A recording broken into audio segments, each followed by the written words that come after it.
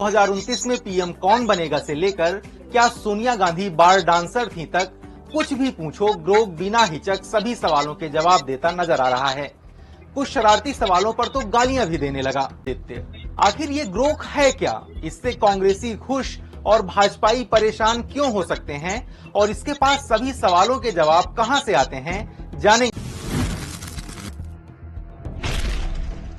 Grok AI एक artificial intelligence chatbot है जिसे इलॉन मस्क की कंपनी एक्स एआई ने बनाया है। आपको अगर किसी सवाल का जवाब जानना है तो एक्स पर टैग करके या फिर ग्रोक एआई की वेबसाइट पर जाकर पूछ सकते हैं। अमेरिकी science fiction writer Robert A Heinlein ने 1961 में उपन्यास strangers in a strangers land में ग्रोक शब्द का इस्तेमाल किया था, जिसका मतलब है दूसरों के लिए गहरी सहानुभूति रखना। ग्रोक के अब तक 3 वर्जन आ चुके हैं। फरवरी 2025 में इसका तीसरा वर्जन लॉन्च करते हुए मस्क ने दावा किया था कि ये अपने पिछले वर्जन से 10 गुना ज्यादा पावरफुल है। मस्क ने एक इंटरव्यू में कहा, ग्रोक को व्यंग पसंद है और हल्का फुल्का मजाक करते हुए वो जवाब देगा।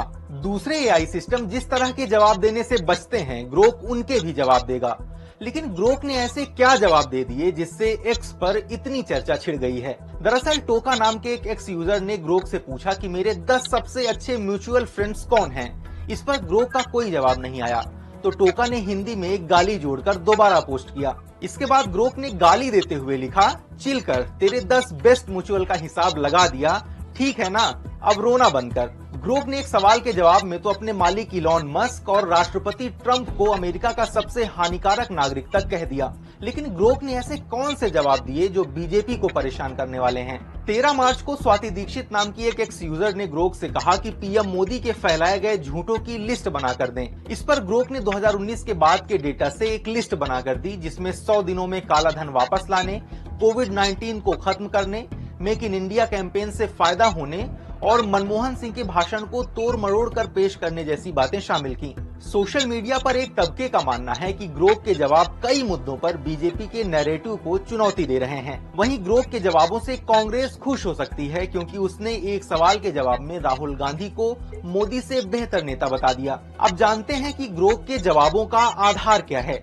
ग्रोक 3 को एक्स एआई के कोलोसस नाम के सुपर कंप्यूटर पर ट्रेनिंग दी गई है। जैसे ही आप उससे कोई सवाल पूछते हैं तो सबसे पहले अपने ट्रेनिंग डेटा का इस्तेमाल करता है।